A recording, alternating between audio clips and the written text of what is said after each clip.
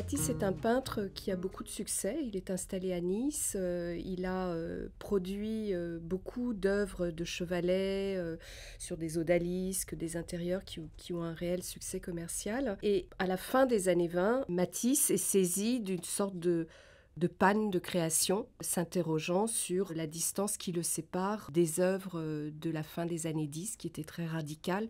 Matisse était un peintre d'avant-garde, et il est vrai qu'on a souvent pensé que les années 20 montraient une sorte je dirais, de tiédissement, si on peut me permettre ce néologisme, de son œuvre.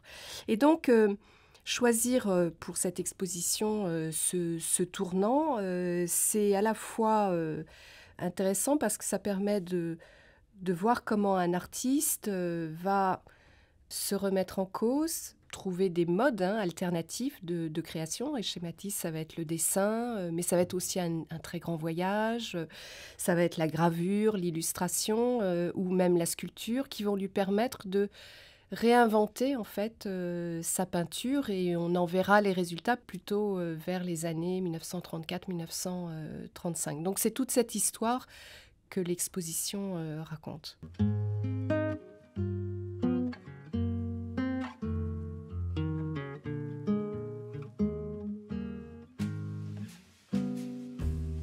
On a choisi effectivement un fil conducteur et puis presque effectivement un vecteur pour comprendre cette décennie des années 30 qui est vraiment la décennie, on va dire, moderniste, ou le retour de Matisse sur la scène moderniste. C'est effectivement cette revue Cahiers d'art, qui est une jeune revue qui est créée par un critique d'art, historien d'art grec, Christian Zervos, en 1926. Et cet amateur va essayer de montrer l'état de la scène contemporaine à travers, pour lui, les deux figures majeures que sont Matisse et Picasso. Et de manière tout à fait emblématique, dans son premier numéro, en 1926, sera orné en couverture d'une lithographie de Matisse. Peut-être l'aspect nouveau, l'aspect inédit de cette exposition, c'est de prendre même presque physiquement en fait la revue Cahiers d'art, qui est d'ailleurs d'un point de vue typographique, graphique, extrêmement belle, et puis surtout très emblématique d'une esthétique moderniste. On joue avec les occurrences de Matisse dans Cahiers d'art, et ces occurrences, elles sont très importantes parce que non seulement elles viennent diffuser des aspects totalement inédits, comme par exemple le grand décor de la danse, qui n'est pas visible à Paris, mais qui a été installé aux États-Unis. On voit le processus de création avec les états photographiques, des étapes successives d'une œuvre en train de se faire. Mais on voit également, à travers les numéros de cette revue, comment peut-être dans la filiation d'un rapport iconologique à l'art, un peu dans les pas de Warburg, on voit comment l'œuvre de Matisse trouve un écho dans des œuvres de la préhistoire, dans des œuvres anciennes ou encore dans des œuvres de design moderniste, du Bauhaus ou encore même de l'architecture. Donc on peut supposer que Cahiers d'art a joué un rôle dans le retour de Matisse, le retour dans le jeu de la modernité au cours de ces années 30. Et l'exposition suit comme un fil conducteur ou presque graphique ces numéros de Cahiers d'art.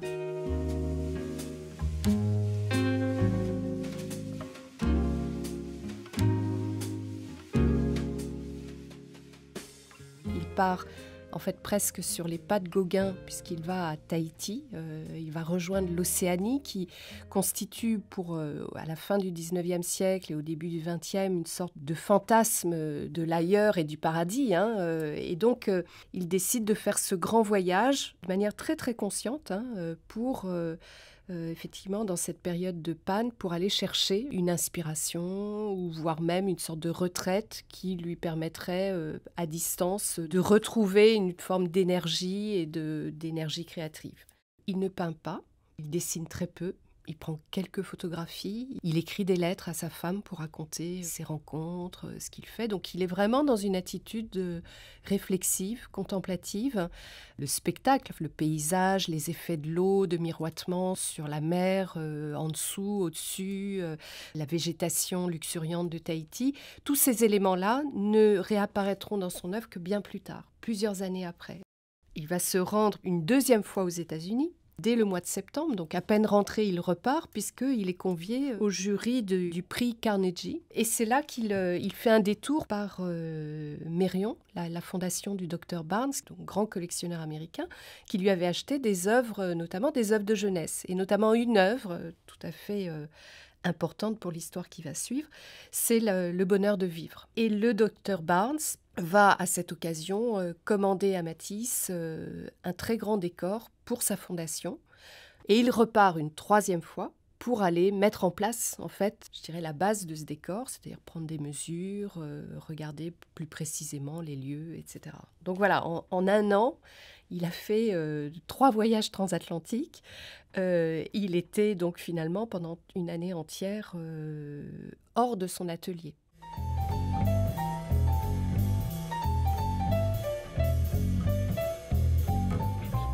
En quoi ce décor de la danse va amener Matisse en fait à totalement modifier sa méthode. On pourrait le dire de cette façon, c'est-à-dire que il est confronté donc à une commande monumentale. On sait que Matisse est extrêmement exigeant. Quand on voit la manière dont il peut lutter avec une petite toile de chevalet, on imagine bien qu'un immense décor doit amener, en tout cas, une méthode nouvelle qui lui permettent de maîtriser en tout cas ses couleurs, sa composition et son dessin. Et donc il va louer d'abord un immense atelier qui est un ancien garage à Nice pour travailler d'après nature. Donc il n'utilise pas du tout les méthodes académiques où il va faire une mise au carreau d'un petit motif et l'agrandir. Il dessine à même la toile monumentale en mettant un fusain accroché au bout d'une longue tige en bambou et ensuite fait des essais de remplissage au pinceau, donc de manière assez traditionnelle, où on dirait peut-être un peu comme les artistes de la Renaissance, mais il laisse cet essai inachevé. Entre-temps, très fatigué, il part en Italie, il fait un détour par Padoue et là, il revoit les fresques de Giotto. Et fasciné par la force et la clarté, il utilise ce terme, hein, la clarté des compositions de Giotto. Et quand il revient, il met en place une autre technique à partir de nouvelles toiles vierges. Il décide en fait d'utiliser une méthode avec des papiers qui sont colorés auparavant, des papiers gouachés de manière totalement uniforme. Et il découpe les formes de ces figures dans ces papiers et les fait punaiser sur la toile de façon à pouvoir jouer avec sa composition et trouver l'équilibre de sa composition. Et en fait, ces papiers qui sont déjà peints, qui sont déjà des couleurs, presque des morceaux de couleurs, ça lui permet presque de caler à la fois la ligne de son dessin et à la fois la couleur. C'est vraiment au moment de la danse qu'il met en place cette méthode tout à fait étonnante, totalement inédite. L'œuvre est mise en place en 1933 et ce qui est intéressant, c'est que Cahiers d'Art va assez vite se faire écho de ce travail, faire un reportage sur la danse, reproduire les états antérieurs de la danse dès un numéro de 1935. Et donc la danse joue un rôle absolument essentielle, je dirais, dans la reformulation de sa méthode pour Matisse.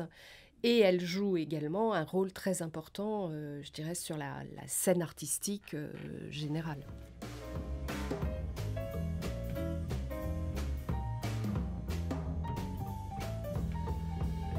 Alors, l'exposition s'ouvre sur quelques tableaux qui caractérisent en fait le passage des années 20 aux années 30. Mais il y a un tableau qui incarne sans doute le mieux l'idée de crise au sein de l'œuvre de Matisse, c'est vraiment ce portrait, dit la voilette, qui montre une figure de femme portant une voilette et qui est à la fois très volumétrique. Le visage a une forme de, je dirais, coupé en deux par une ligne étrange où on a l'impression qu'il y a une sorte de bosse d'un côté. On sent un tableau qui a subi de maintes reprises, d'effacements, grattages, où Matisse s'est aux prises avec la question de la transparence, avec ce motif de la voilette qui vient donc plus ou moins masquer le visage, mais en même temps le révéler. Et puis, on retrouve dans le traitement de la robe, du fond, avec ces motifs géométriques, ces croisillons et ces aplats qui rendent un espace presque ambigu dans le rapport je dirais de la profondeur. Tous ces éléments évoquent à la fois les années 1914-1916 où Matisse interrogeait le cubisme et regardait avec beaucoup d'intérêt le cubisme et sont presque repris, mais de manière presque littérale, à la toute fin des années 20, puisqu'on est en 1929, donc c'est assez incroyable.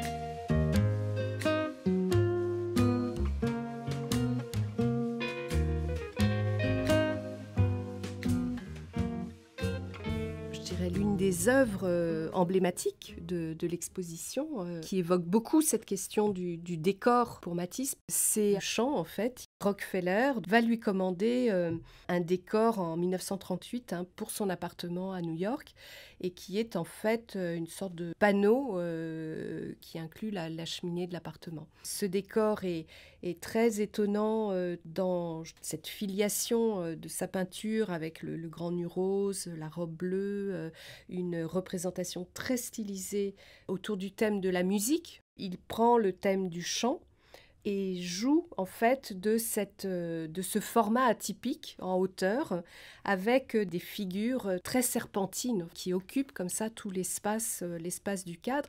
Il faut peut-être dire que cette contrainte du cadre est quelque chose qui l'intéresse beaucoup. Dans le chant, en fait, il va exploiter cette sorte de rectangle très allongé pour nous offrir en fait une composition très, très étonnante, presque, je dirais, à la limite du grotesque dans la manière de planter ces figures.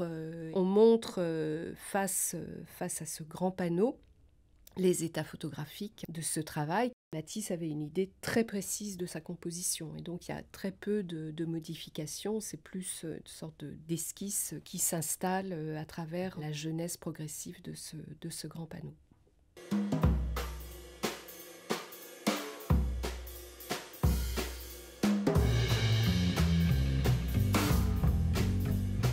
C'est toujours intéressant d'abord d'aborder la question du doute, la question de la crise pour un artiste. C'est quelque chose qui est fascinant et qui est surtout peu montré dans les expositions, puisqu'en général, on a tendance à montrer la face lisse d'un artiste. Je pense que Matisse est un des plus grands artistes et un des plus fascinants parce que justement, il a toujours souhaité mettre en avant la difficulté de la création. C'est un artiste conceptuel, mais qui ne s'autorise pas à aller vers une forme d'abstraction qui serait, selon lui, une solution de facilité. Il partage cela avec Picasso.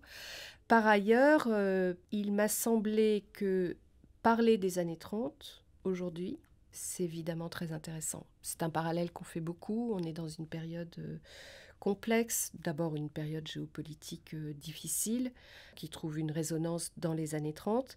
Je pense que l'art de Matisse évoque cette violence. Quand on a toute une section sur la lutte d'amour, cette lutte d'amour, elle est aussi l'expression d'une angoisse, d'une violence de la période qu'il traverse.